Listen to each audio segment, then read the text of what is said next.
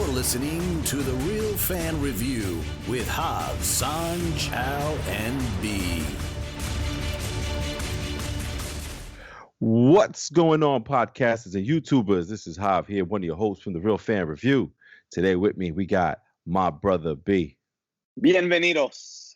Oh, Latino B today. We got our man in the chair, Al. How's it going, everybody? Yes, guys, just us three tonight. Sanj taking a night off with the kids. Well deserved, brother. And I just want to say thank you guys out there listening and watching us on the YouTube channel and also listening to us on the podcast on their favorite apps. We had the Real Fan Review Awards getting watched, and it's, also getting some comments there, so we appreciate it. And, we always say if you send us an email, we'll read the email out. And we did get an email this week. So before we get into the news of the week and the reviews and the prep that we're doing today, let's get right into Mo's email there. And you'll see it pop up on your, if you're watching on the YouTube there. And we got an email from one of our listeners from New York here, Mahindra, who said that, hey, man, great episode, man. Thank you so much, Mo, for that. He says Soul was a good family show, had a lot of messages and was funny at the same time. His favorite scene was the barbershop scene, just like most of us were talking about that day.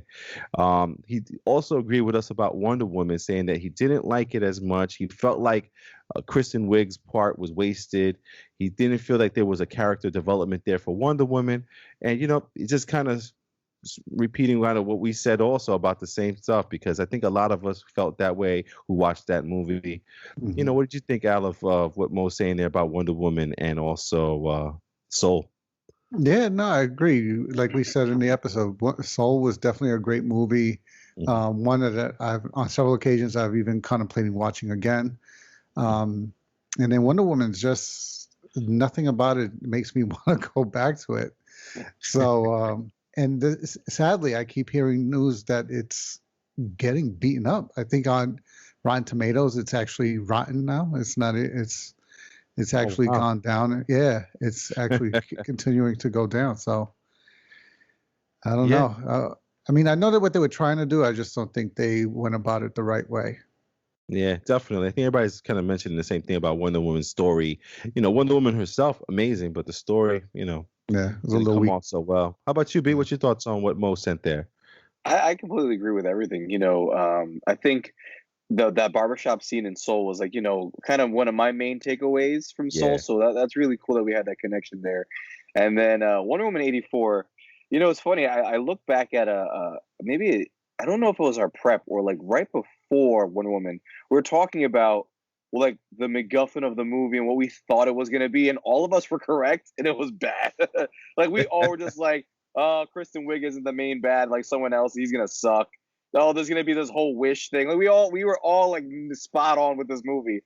Like we just knew all the bad things we didn't want to happen, and it all happened. Absolutely, man. This is insane, man. That's why we're hoping. They greenlit the third Wonder Woman movie there, so we're hoping that they see the results of this one and come up with something of a better storyline, a better way of handling things. And please bring back Cheetah. Kristen Wiig was awesome. Yeah. So listen, guys, if you're listening out there or watching on YouTube, feel free to send us an email. We'll gladly talk about your email in the next episode, or when we do see it, we'll definitely bring it up on the podcast. So you can always email us at therealfanreview@gmail.com. Again, REEL for real. And it's, again, therealfanreview@gmail.com. Or just go to our website, therealfanreview.com. You can leave a message there, and the same thing, we'll read it right here on the podcast. So let's get right into the notes, the news, the prep, and everything for today. We're going to be going over this news regarding DC, saying they're going to be putting out a bunch of movies per year now. They're trying to follow either their Marvel method or their own method. And some little caveats there that we're going to talk about. We're also going to go over Transformers War for Cybertron Earthrise. We're going to give a review on there. We're going to figure out why it's called Earthrise, because we'll talk about it. And we're also going to get you guys ready for WandaVision coming out this Friday. So let's get right into that news there. So, B, we got DC talking. I think the Walter Hamada is the new person in charge of the DCEU universe there and all the DC movies out in Warner Brothers. stating that he wants to put out 6 movies every year starting 2021. Not 2021. We are in 2021. 2022. He's going to do 4 in the theaters, 2 on HBO Max. And he says he's got a lot of stuff coming out. But one of the things that he said that kind of interested me, 2 different Batmans going on at the same time. B, what's your thoughts on all that, man? 6 DCEU movies and 2 Batmans at the same time. I mean, we go to this all the time, is the story. I don't care how many movies come out in a year, as long as the stories of these movies are better than decent. Like, as of the last year, we had Harley Quinn and the Birds of Prey. Like, great concept, poor execution and story. It was entertaining at best. Shazam, I know a lot of people love Shazam. I enjoyed Shazam. I thought it was fun. I thought it was a good time, but story could have been better. It's one of these things now where we're kind of looking to DC, where DC was dark back when we had Ben Affleck and Henry Cavill, and now DC's trying to be lighter.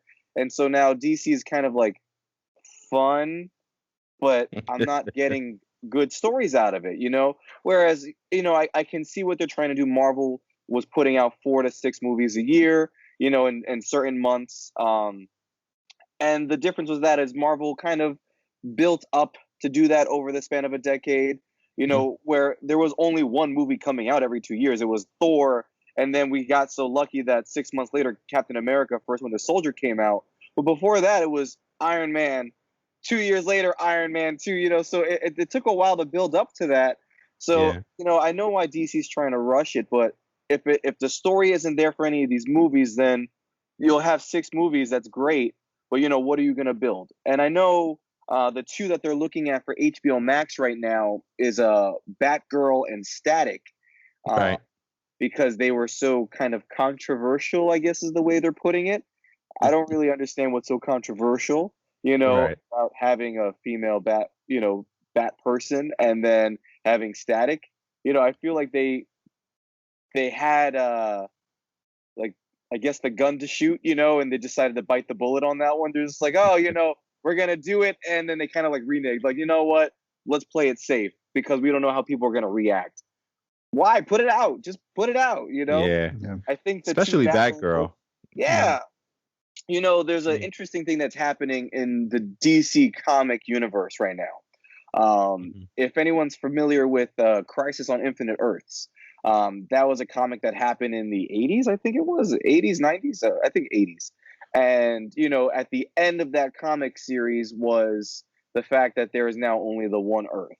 And then DC kept using the Flash to change it to the new 52, and then now we're back to this like something DC like universe. Now, as of the end of this one series that just happened, I believe it's called Metal, the DC multiverse once again exists with the inclusion of our TV universes and movie universes. So now we have the multiverse across all facets of DC. So I don't know if there's going to be a rebranding, but this is now a way to explain why there can be 2 different Batman stories, because now we have these multiple Earths again.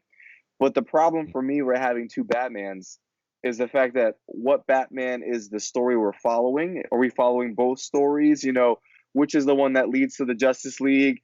And where are we going with this? Because if we're going to have like the one-off Batman movie and then the franchise Batman movie, it just kind of feels a little much for me.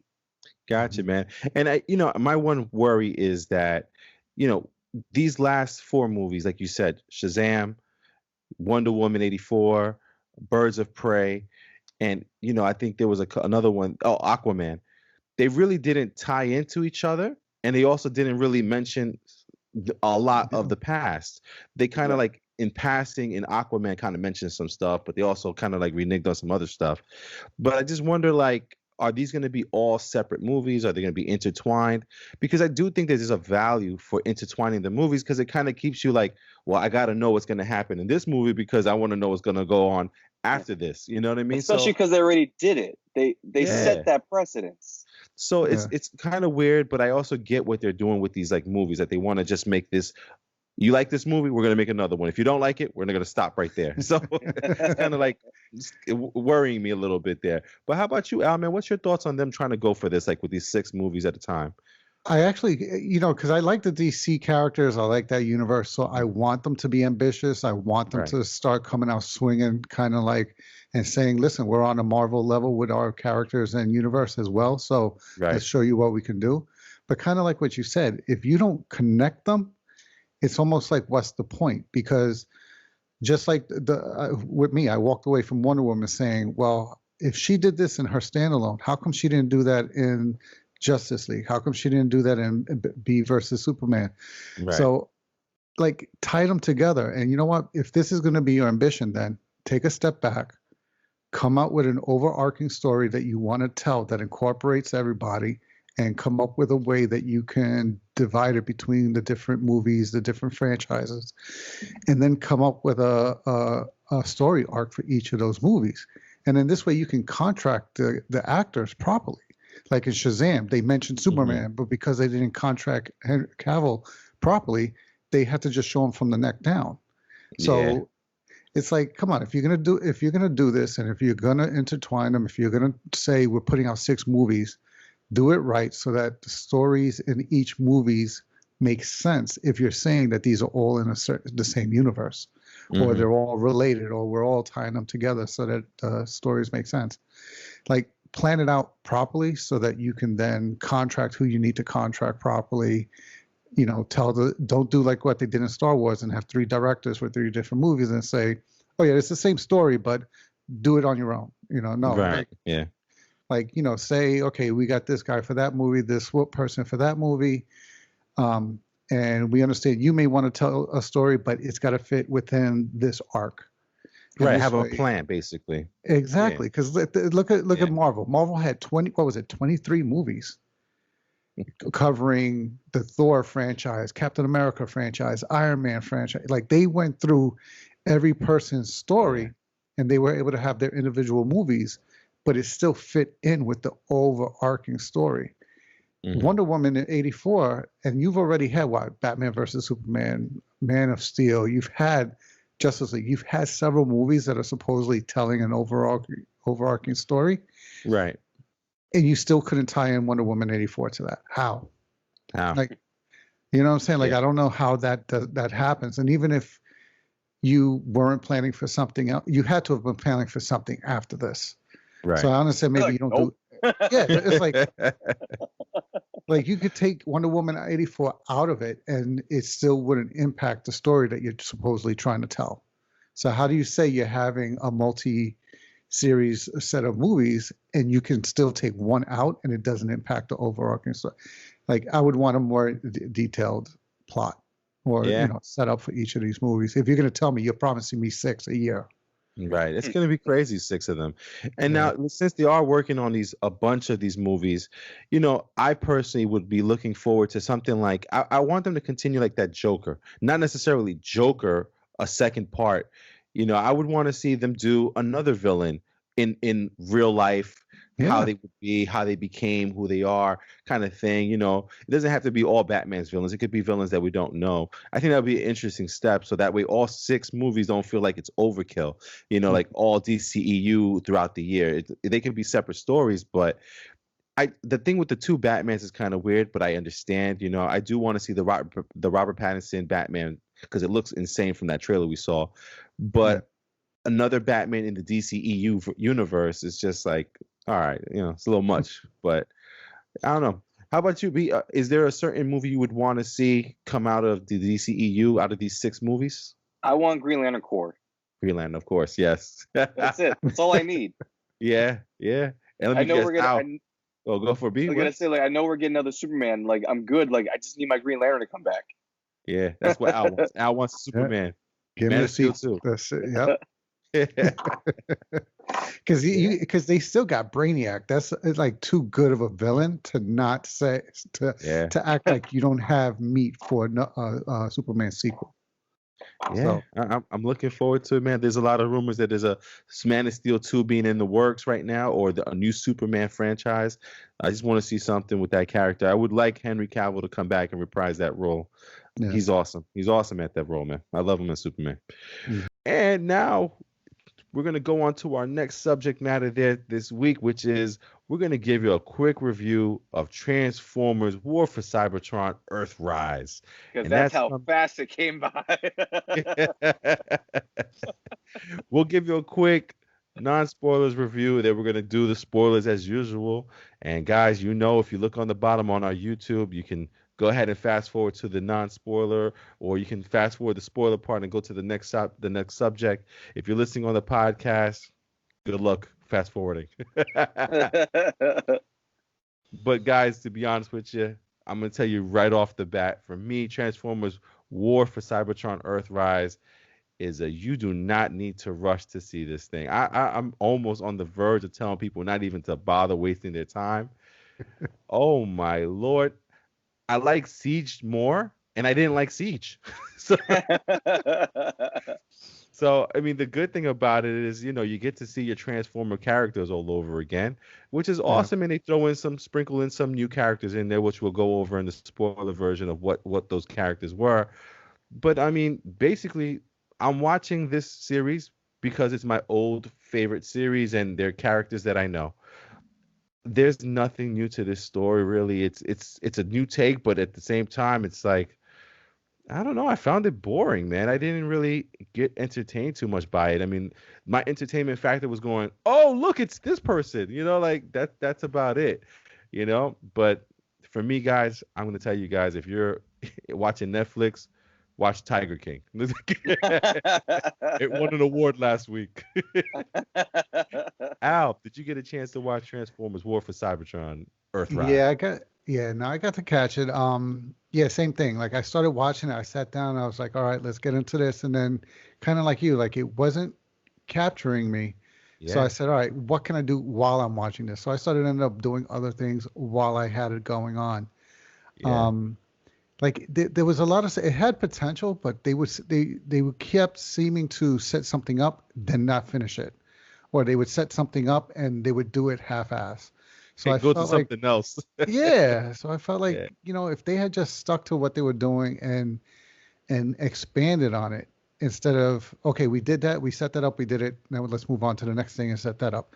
I felt like they just kept trying to do that too many times and that it never really developed anything. Also, you can't really develop something when you talk like this for every sentence. Jesus, get the words out, people. I think that was my complaint in the last one too. They take forever to say something. I get that they're robots, but holy moly, B-Dog, what did you think, man? What did you think of this series? There was a rocket ship with a mouth. They gave him a name, and he was important in something. Yeah. His name was Skylynx. A rocket ship with a mouth. Spoiler there, Brandon. Is it? No. We'll let that one go. I don't think it was a spoiler. No, that's probably, what? I think they saw him on the trailer. Not a spoiler. It was a rocket ship with a mouth. So I would not rush. If it takes you the rest of like the 2020 era to watch it, that's fine. You didn't miss anything. I mean, neither did the Autobots, apparently. So, yeah. Yeah, it's kind of crazy, man. I mean, you guys hear us talking about it. We're going to get into the spoilers so we can destroy this thing properly. The rocket ship with a mouth. I used to like that character, Brandon. What I'll say this is if you don't know about Transformers, you may not need to watch this one.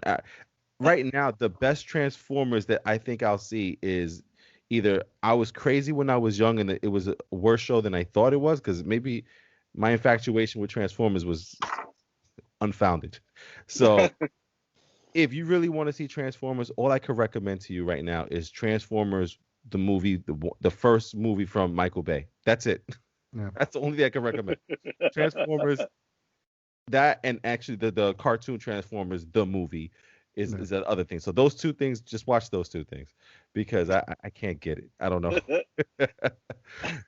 So listen, we're gonna tell you guys why in the spoiler section. So we're gonna go right into spoilers right now. So with the spoilers on the Transformers War for Cybertron Earthrise, the first thing I want to ask you two fellas is, why the hell is this thing called Earthrise? Because they showed the sun come up on Earth at Oh, the end. at the end, the last minute of all 6 episodes. Okay. Yeah. Nothing takes place on Earth until that second. Yeah. It actually all, if you kept track of everything, it actually all took place in the same 1 mile of space. They didn't go very far. They really didn't go far. Oh my lord. Narratively and figuratively. And, I'm really questioning, why do I like the Transformers so much? Is it just because I love the toys when I was younger? I don't understand anymore, man. The movies have let me down. The show has let me down. The new movies have let me down. So it's like, I don't understand why I'm a fan of this thing. This was, I in watching this half of the series, because now we have one last one to go, thank God. Jesus. It's very, in a weird way, very fan servicey, and they forget that they're also trying to tell a story. So like the Quintessons, and then Nemesis Prime, that kind of little foreshadowing look at Nemesis Prime, the Dead Zone, Galvatron, Skylinks. Now we have that look forward at Beast Wars with Dinobot. Yeah, Dinobot. Yeah. Maybe So it's it's like, yeah. it's like it's kind of just like, here, we're gonna show you things that we want to show you, because this might be the prelude to the show that you once watched. Is that what they're trying to say? Like, this is the prelude to the Transformers show, because it links up to the movies. Who knows? And did we all see that really lame like intro to Galvatron where he's like and it materializes on the screen? Like, what the fuck was that about? But you know why? Because that materialization was from the movie, the Transformers. Yeah, that's how it became Galvatron. Yeah. I was like, that was so goddamn lame. Like, it was the fakest thing of the whole show. Like, but like, I don't know. It was fan servicey, where it seemed to me like they were saying, oh, everything is canon. Like, this is the prelude to the TV show. Mm-hmm. And that's why we showed the Transformers the movie thing. Like, Unicron's not actually gonna be in this, but he was in the movie you saw. So we'll get there because you've seen the movie. So it was like kind of weird what they were doing.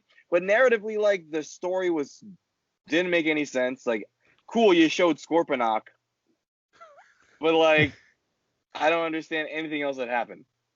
Yeah, man. But how about yourself, man? I was just going to say, like, I thought this was all going to be a prequel, and then they started showing little clips and scenes that seemed to be coming from the Transformers, the movie. Like, they show Optimus passing on the table. Yeah. They show Galvatron. They show Unicron. They showed a bunch of stuff like that came from the movie. They allude to the events of the movie and the cartoon show, but then it felt like they were retconning it and telling us we're retconning it.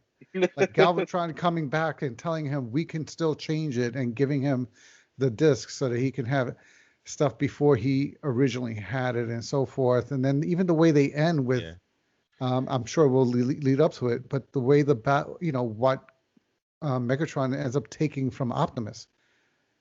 What? Like, how did it? Like, yeah. And can someone take a shot? Yeah. Like, Megatron and Optimus have put a gun to each other's head in every episode, and no one's taken a shot yet. Yeah. I respect you. Forgive me. Forgive me. Like, what? I don't. I mean, narratively, why? I couldn't keep up with anything. Like, there was 3 different storylines happening. Like, I have no idea what was happening with Alita Prime and all of them. Like, Yeah. I think I only liked the first episode when it showed kind of the humanity of Megatron in a sense, like where he didn't want to shut down that one power station. Right. You know, like that was the one thing I liked, but then the story is just like, woo. Yeah, and that was what I was saying in the beginning. Like it seemed like they were setting up Megatron to have a conscience, and I was like, oh, cool. If you're gonna show that he had a conscience and the other guy was the real evil of the Decepticons, how did he turn Megatron to be just as evil? Because he was talking about how he had no emotions and it made him more efficient. And Megatron was like, well, you know what? Before we turn this place off, let me go take a look. Like I'm like, oh wow, they're showing Megatron as having emotions and really trying to get us to understand his motivations for being the leader of the Decepticons. And then he goes, yeah, turn the shit off. I'm like, what? Right? Yeah, Shut it off. He goes, is Yeah, this your team? Everyone's injured? Shut it off. It's only 8 of y'all working here? That. It's insane, man. You know, and I think you guys both hit on something, and it's basically was just fan service, you know. And it's funny because we were talking about fan service with the Star Wars thing, right? Fan service in that is awesome. Fan service in this is just doing nothing for me. It was nice to see the all the faces on Decius, and then him, you know, you see Jetfire, like, oh, Unicron, oh, Galvatron, awesome, but it sucked. It's like so. It didn't make anything. I'm sitting there falling asleep watching this, and I'm like, it feels like homework. Like it's supposed to be fun, you know. Yeah. And again, go for it. Yeah. No, I was just gonna say, like we said last week, fan service is great if it's perpetuating the story. Like if you could throw a piece of fan service in there that moves the story along and it makes sense for where you throw it in, it's great. But if you're just throwing it in to make sure that that guy's falling asleep, wake him up, throw a picture of Galvatron in there. Like, here's Nemesis Prime. Like, there's nothing. It's stupid. Dude, Galvatron doing the Marty McFly? Are we serious right now? Going back in time? Yeah. What is going on? I'm just confused about what's going to happen in this third one, because we've shown that Earth has Transformers on it in the shape of dinosaurs. So we have Dinobot. You know, is Optimus gonna wake up and he's a gorilla? Like, you know, is he gonna be, you know, the Optimus of Beast Wars? Like, what's gonna happen here? Right. Like, are we not gonna be cars anymore? Like, I'm so confused as to why we're even, like, I know that what they're looking for, but why? You know, at this point, I don't think they know why anymore. So, like, okay, the Allspark's important. I threw it through the stupid gate, but like now I'm gonna become a dinosaur. What's happening? Yeah, I mean the only thing they left off on the cliffhanger there is, of course, what's happening with Alita on oh my god, on what's their planet they're from? Cybertron. And also, like Al was leading into, was the Matrix of Leadership is now taken out of Optimus, and Megatron's walking around with it. So it just snatched out his chest. He didn't even put it in his chest. He's like, I got it. He goes, I don't think I got this. I don't know if mine opens.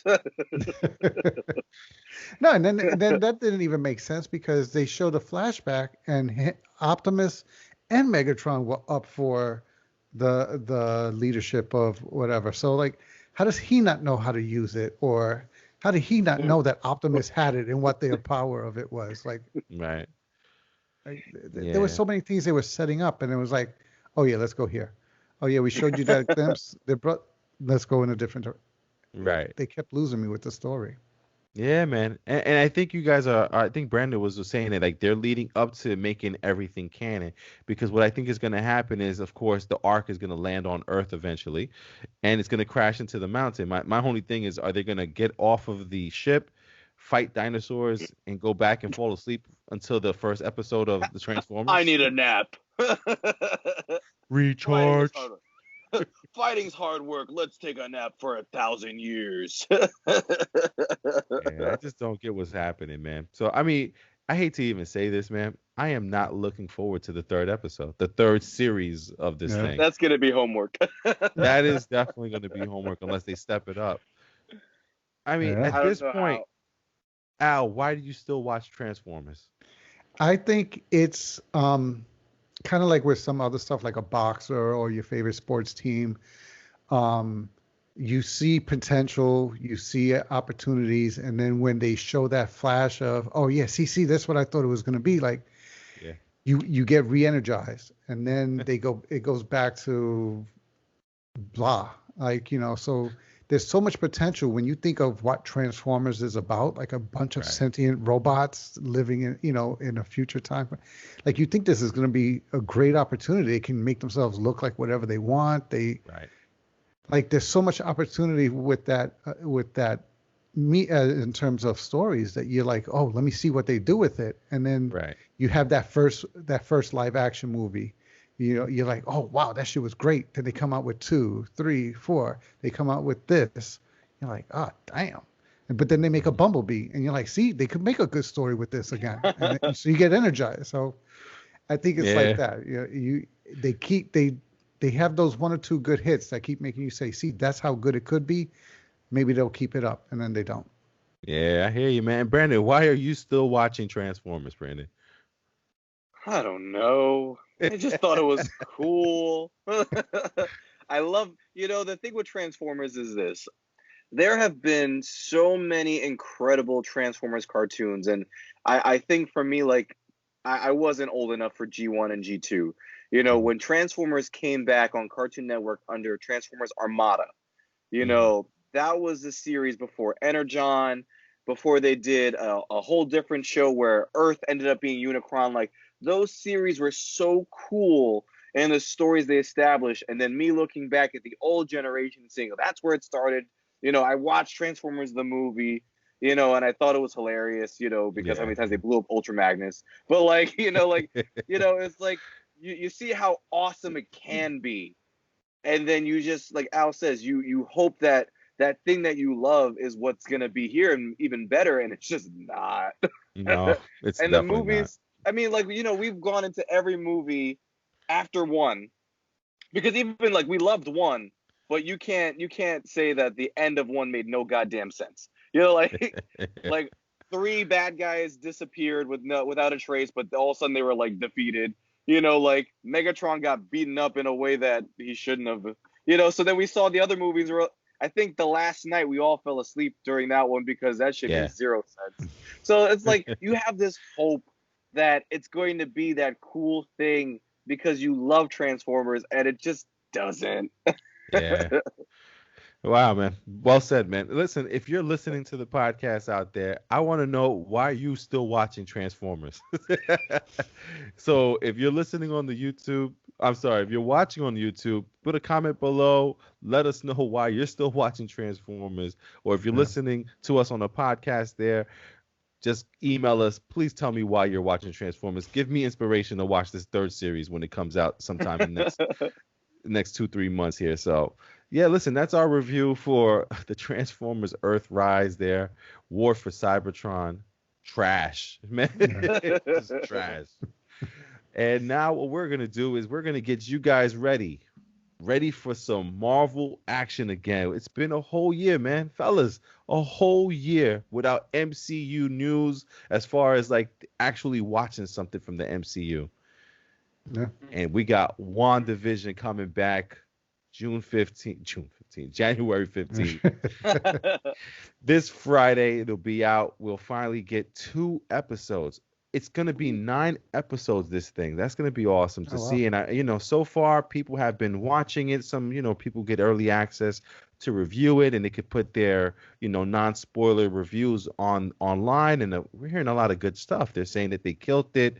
They're making something different. So, which is awesome because, the MCU, you kind of think that it's going to start to repeat itself. They said something brand new. So I'm looking forward to it. I'm sure the fellas are looking forward to it. So what we're going to do is we're going to get you guys ready for WandaVision and give you like a heads up of what we thought of WandaVision. Of Wanda, Maximoff, her character as the Scarlet Witch, and we're going to talk to you about Vision and what we think about what this show might do, or what we think is going to happen in this. So let's start off right now with them being introduced in Age of Ultron. Al, what was your thoughts, man? We're seeing Wanda and her brother there, Quicksilver. Well, it originally, I was more interested in the fact of that they changed their origin because of the fact that they, in the comics, were the children of Magneto. So when I first saw that they were in the movie, I said, "Oh shit, they're going to incorporate the X-Men somehow." And then they just made it that now they were created from the Infinity Stones. So I thought that was an interesting take in terms of, I mean, I was let down, but at the same time, it gave some possibilities, because if Wanda's powers come from one of the stones, how much potential could she have? And I mean, in the comics, she's a very powerful mutant. So to see that they gave her origin something that could still make her a powerful character, I thought was good in terms of changing her origin, but keeping her possibility there. So I thought they did a good job. And then to give her the motivation of having lost her brother, and she was actually on the side of bad and was turned. It showed. I mean, they do a great job with with a lot of what they do. So it was a way of giving depth to a character right from the beginning.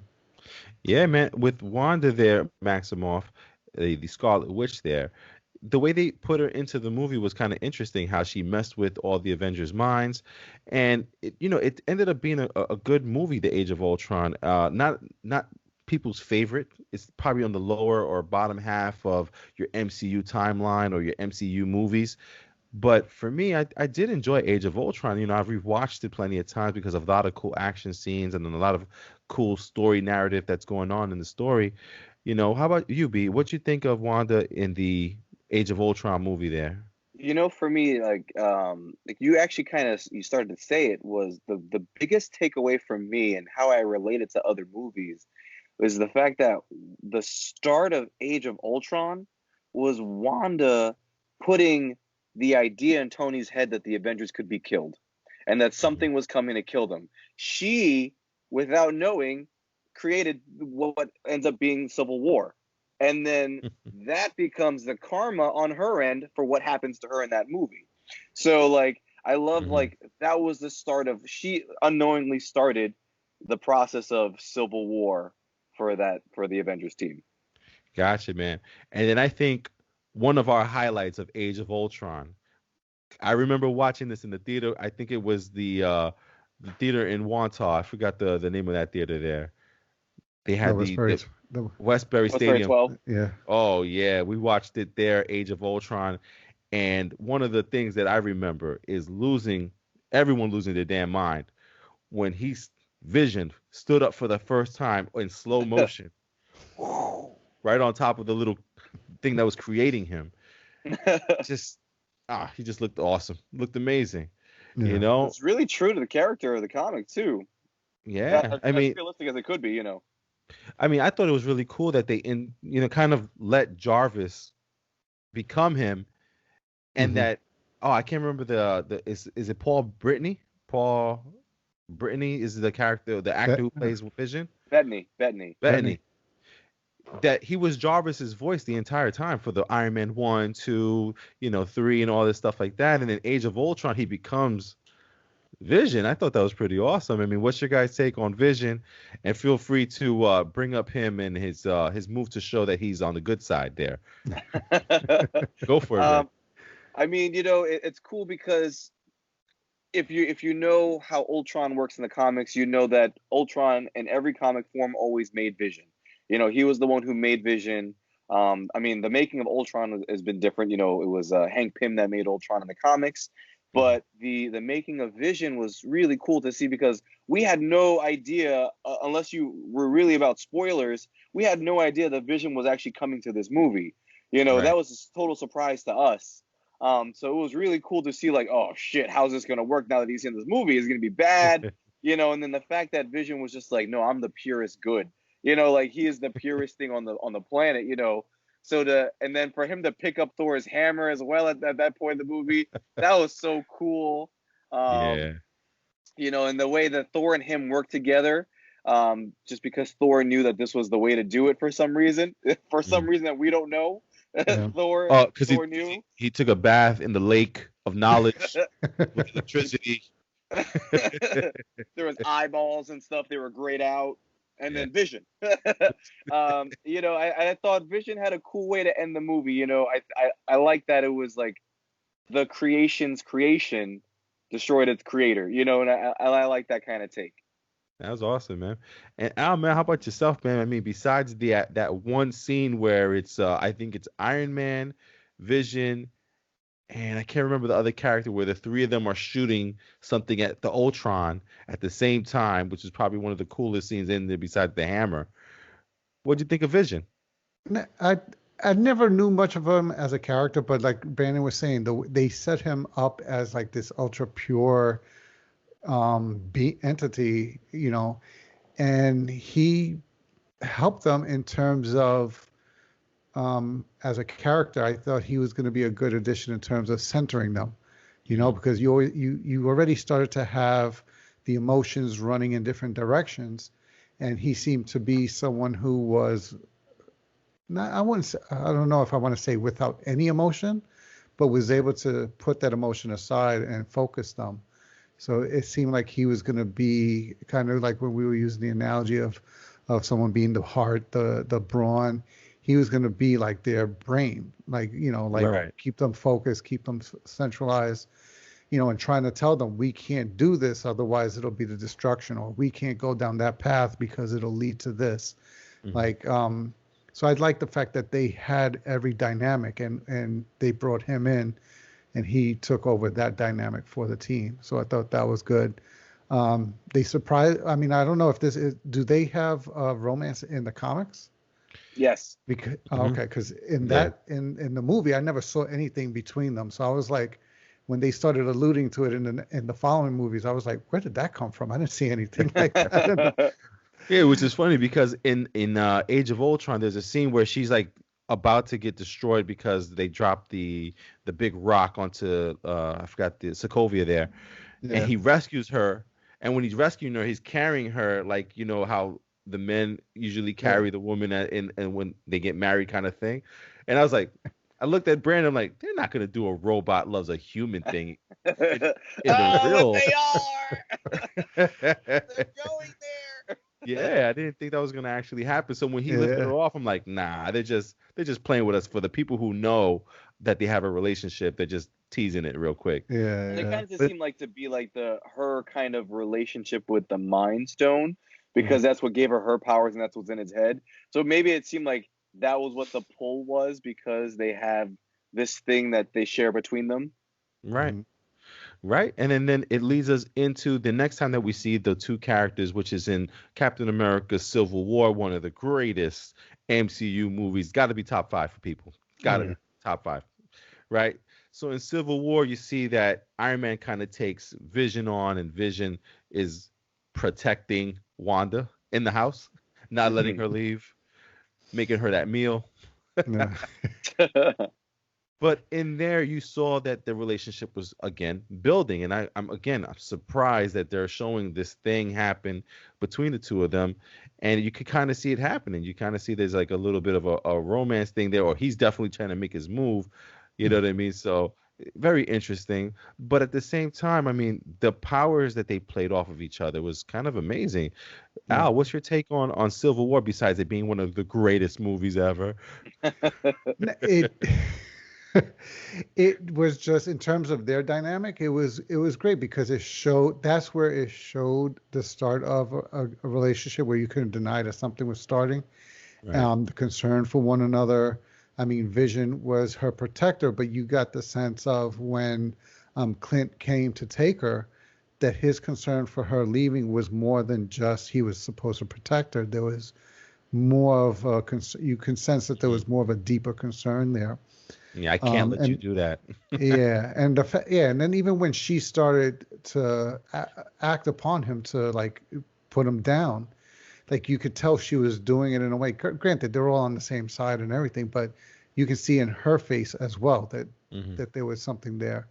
So, and I mean, these are just subtle showings, so it just goes to show the quality of them as a show and actors. But it just made me more want to question, I guess, and I guess we can always talk about this another time. Her powers, because she got her powers from the Tesseract, right? No, I think it was No, it was the Mind Stone. The Mind Stone, yeah, because Oh, it was she got- inside. It was on the scepter, yeah. Okay, because her powers seem to be more around reality, at least in terms of the movies. Like her power is red, like the reality stone. Yeah. So I was always wondering, like, why do they play off the other power as if she got it from another stone when her abilities seem to reflect the other stone? So I always thought that was a little odd in terms of that. But in terms of their dynamic, I've always liked, they've done a great job of leading it up gradually and showing little signs that it was going to develop and move on into something more. Yeah, I mean, I think they've always kind of hinted at that her and her brother were being experimented on, and that they had experimented on a couple people in Sokovia, and they just happened to be the two that something happened when the Mind Stone was involved. So I'm not sure if they're going to play into that to say that that's how they're mutants or different. Who knows how they're going to explain that? But I think that's something they're going to explain in the show also. Now, B, for you, man, what's your take on Civil War? You saw Wanda helping out Captain America and his little team of the people there, of his little secret team. You know, what was your take on Wanda helping out and also messing up everything that happened in when they were chasing after what's his name, Crossbones? Yeah, Crossbones. I mean, I feel like that was, and I really give it to the Captain America side of the franchise, where they really take the side of being a superhero and make it more real. You know, where this is the cost of war. This is the cost of being a superhero. In trying to do good, look at the bad that you've done. You know, look at the people that got hurt because you came in and did good. You know, not to say that, oh, if you weren't there, the bad wouldn't have happened anyway, but because you stepped in, look at the other bad that happened, you know? So like, it was, I love the fact that they took the event of the explosion and made it her fault. And you're like, look at the people who died because you tried to save, you know, this one person or these many people, blah, blah, blah. You know, and it's just like, well, you know, she saved people.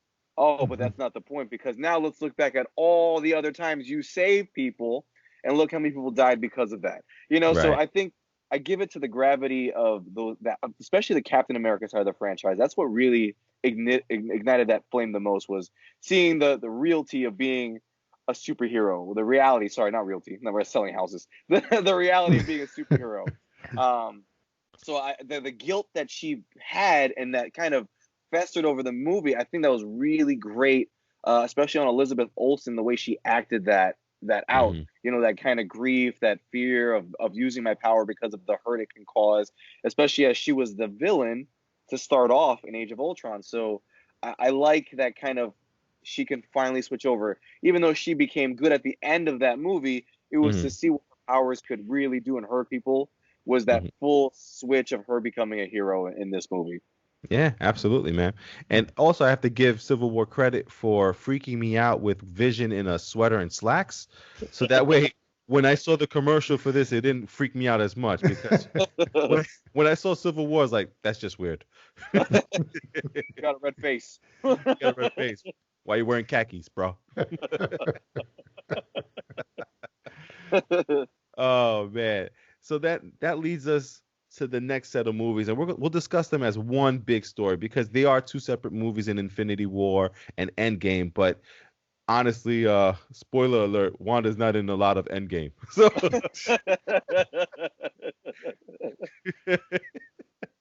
so let's get right into her start in Infinity War there, where she has this relationship where you can see now it is a relationship. They're together. They're off from their different teams. Because of Civil War, they were on separate sides of the quote unquote war between, you know, Captain America and Iron Man. So they were on separate sides, and, you know, they worked things out. Captain America saved his side of his team, and they all are doing their own thing outside as Dark Avengers almost, right? Yeah. So Wanda and Vision are together, and you see that they have this cool little back and forth. He couldn't get the words out to say that it's working, you know. But then I think the most intense part of seeing their relationship and how far it's gone is how hard they fought for each other when they got secretly attacked. Hmm. And I think that was such a crazy scene there. It was insane. Al, what was your thoughts on that scene there, right in Europe, where we had the greatest entrance ever for Captain America? But before that entrance, you had that fight in the town there. Yeah. Yeah. I mean, they did a good job because it showed her strength as a character. Hmm. Um, because if you remember, they were being attacked by two of them, and you're talking about two powerful enemies were attacking them at the same time. And at one point, Vision gets injured, so she's the one who's basically doing the majority of the fighting to defend them both. Like she's saving him and defending them and fighting back all at the same time. So it showed the strength and the maturity that she has come as a fighter, so to speak, and in Right. control and use of her powers. So I was very impressed with that. I was confused as to why all of a sudden Vision had become so weak, because I thought he was a much more powerful character than that. Right. And as to why that staff was able to damage him so effectively, since he was supposed to be able to dematerialize. Like, why did that staff affect him? Blame that on writing as to why they didn't explain that. I don't know. I Yeah. write that off to that. But in terms of their ability to combat and play off of each other, I thought they did a good job. Yeah. B, how about yourself, man? What you think of their relationship and their fighting in that scene alone right there? It was cool to see like they actually did it. It was cool to see that Yeah. they brought the relationship to the screen and they were gonna go with their original story. I thought the fight was incredible. Like Al said, the two of them fighting these monsters that they've never fought before, that kind of being outmatched. And when he got hurt, for her to kind of take the lead and essentially not only fight a monster but then protect him at the same time showed Right. a huge growth in her ability to use her powers. So Oh that was yeah. one of the Yeah. coolest fight scenes. I actually think that was, out of the 17 different fight scenes in Infinity War, I think that was like in the top 5 for me because it was really cool. Yeah, man. Absolutely, man. And then I guess you get the conversation now when they're back at Avengers headquarters there in upstate New York. Uh, you have the conversation going on where I think Vision is realizing that the Mind Stone is going to be something that they're coming after and something that they need to destroy, because if Thanos is coming to get it, if he does get it, it's over for everybody, And then they have that, brief conversation that he thinks that she should destroy it. And they try to talk him out of it to say there's definitely another way, which is how they end up in Wakanda. So they end up in Wakanda where they're trying to figure out a way to take or detach the Mind Stone. And she didn't really get too far, Shuri, right? She had like one little thing off. She's like, bop, bop. That's it. 17 Right. more to go. Sorry. Yeah, man. It's kind of crazy to see all of that there. But we get to the battle in Wakanda, which is one of the best battles out there and one of the greatest scenes, because they were intermingling that scene, and then Thor comes in. Oh, it's just crazy. You got to watch it. If you haven't watched it, you're crazy.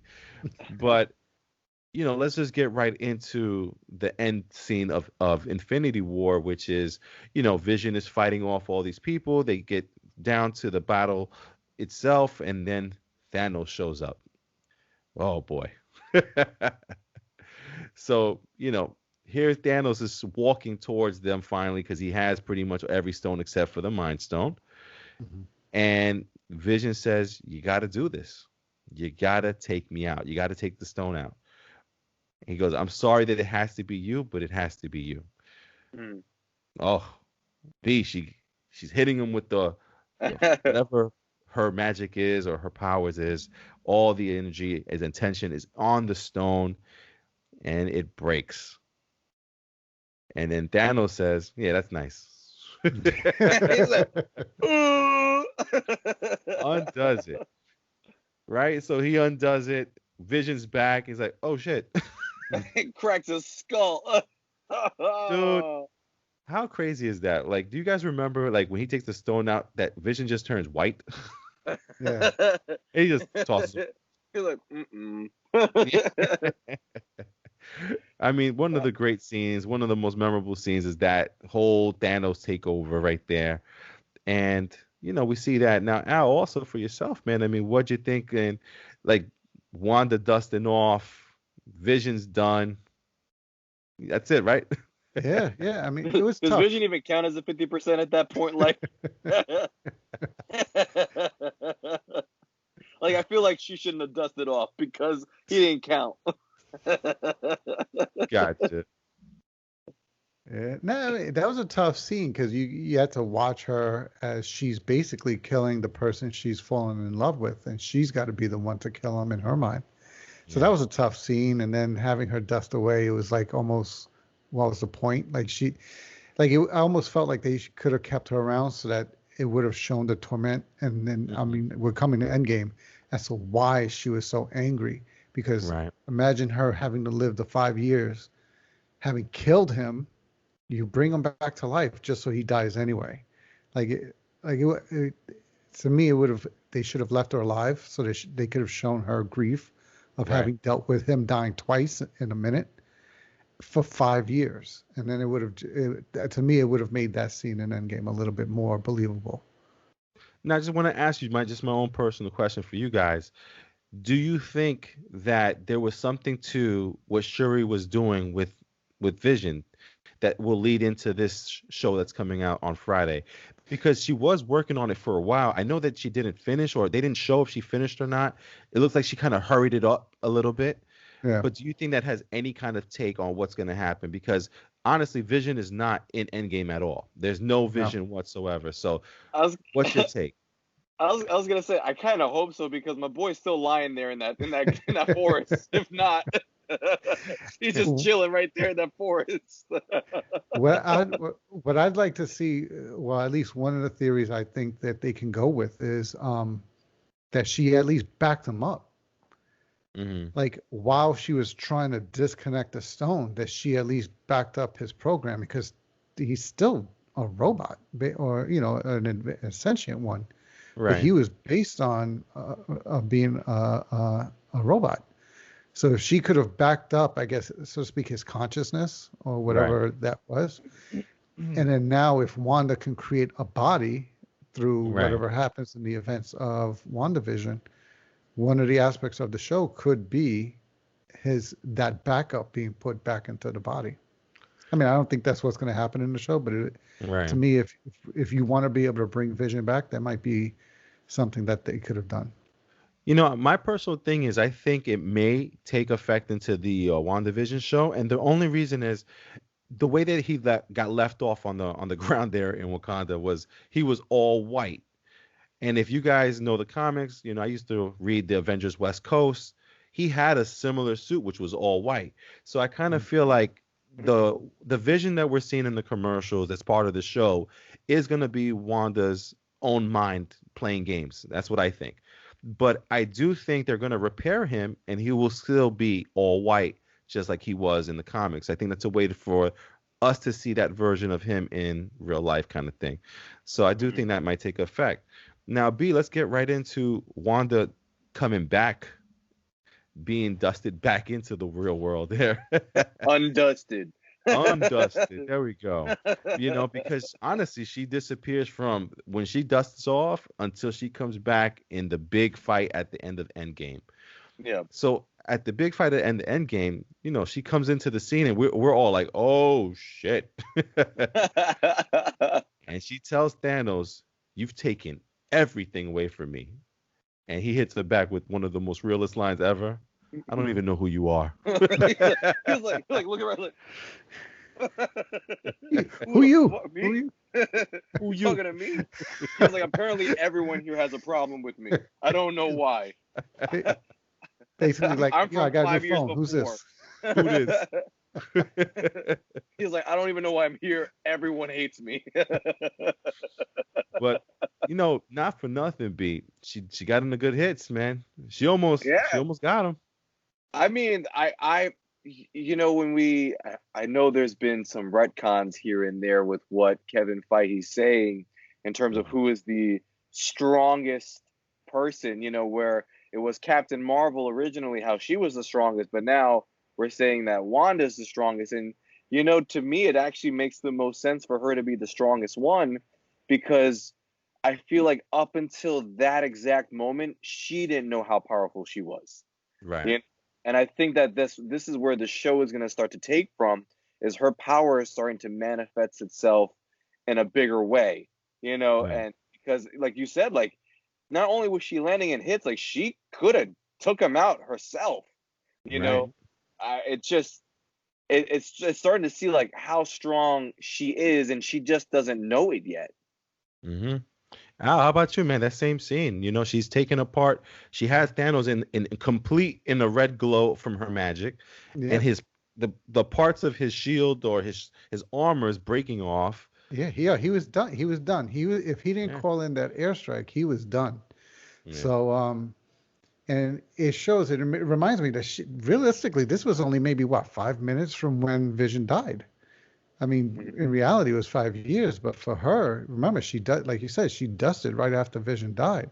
Right. So for her, this was maybe minutes after seeing Vision die. So, she comes in and she attacks him. And to Brandon's point, like her anger fueled a lot of that power, and it maybe realizes her how powerful she is, Right. and sets us up for the show. But in terms of her ability, it just showed the potential for how much power she actually does have, and the destruction and damage she could, put forth. Yeah, absolutely, man. And that's something I'm looking forward to seeing what happens now, because after Endgame, pretty much it's just her kind of just talking to Hawkeye about, the Avengers that we lost in the movie. And that's kind of been that was pretty much it, on to the next part of the story. And now leads us to her show here, WandaVision, that's coming out this Friday. And what's your guys' take? I mean, I would love to hear what you guys think this show is all about and what it's doing. And what do you think it's going to go? I think that this show is going to be, some agency has taken Wanda and is forcing her to use her powers. And that's why all these people are like, oh, like, help me, kind of a thing. And I think she can't control what they're making her do with her powers. And I think that's going to be the realization towards the end when Monica Rambeau busts in. Because it looks like Monica Rambeau is trying to bust in somewhere. So that might be like where she's trying to go and to get her kind of a thing. So I think this is going to be the show that not only, like, I think like we all been talking about the no more mutants, maybe mutants kind of a thing happening. I think this could be the show that starts, the mutant thing. Or I feel like the end of this show, because we've heard that this leads into the Doctor Strange multiverse of madness, this show could end with her completely losing control of her powers and causing maybe a rift in the multiverse that now Doctor Strange is going to come in and try and, fix. Oh, that sounds insane. I love it already, Brandon. Now, how about yourself, Al? Because, there's a lot of rumors that this is going to be playing off of the great comic that she has, which is called The House of M. What's your take on it? Well, the way I saw the previews, I'm almost wondering if she's lost in her own mind. And because she can manifest, she creates a world in this town. And I think she's almost, through her mind, forcing this reality and kind of making the people live this reality. Right. And it's a different reality. And every time that reality breaks down, she creates a different one. And it's based on show. And I think the realities are going to be based on shows she saw when she was watching TV. And that's why every reality seems to be a TV show that we all knew, because it really is. It's based on the show she used to watch. So, and that's why I feel like they keep trying to go in to wake her up and get her out, like snap her out of it, so to speak. But to Brandon's point, I think she goes so far down this hole mentally that she just breaks reality as a whole. Wow. And that throws us into these different realities and different multiverses and so forth. So it's definitely got it's got a great potential. So the fact that you said that these early reviewers are coming out with positive reviews, definitely got me excited for Friday. Yeah, man, you guys got me looking forward to Friday. So, and if you listen, we're going to be talking about these episodes just like we talk about the regular movies because they are part of the MCU universe there. So it's going to involve stuff that's going to happen in these shows. It's going to happen in the movies, or it's going to take some kind of precedent in the movies as well. So we'll definitely be talking about these episodes as they come out. So listen, that's going to be our show for today. We're going to be back next week again with your review for the WandaVision episodes 1 and 2 that's coming out on Friday. If you have any thoughts, any kind of questions, or you want to share your opinion on what we talked about today, again, comment below on the YouTube page, hit that subscribe button, and give us a little thumbs up for a like as well. If you're listening on the podcast, you have any kind of thoughts or opinions on this stuff, send us an email at therealfanreview@gmail.com. And again, we'll get back to you and let you know what we think about your question or thought on the next podcast. So again, we thank you. Don't watch Transformers. And let's get ready for the MCU coming back in our lives finally. After a long year, finally the MCU is back. Coming from Long Island, New York, you got my brother B. Adios. We got our man in the chair, Al. Have a good night, everybody. Myself, Hav, saying thank you for listening and watching, and we'll catch you on the next episode. Until next time.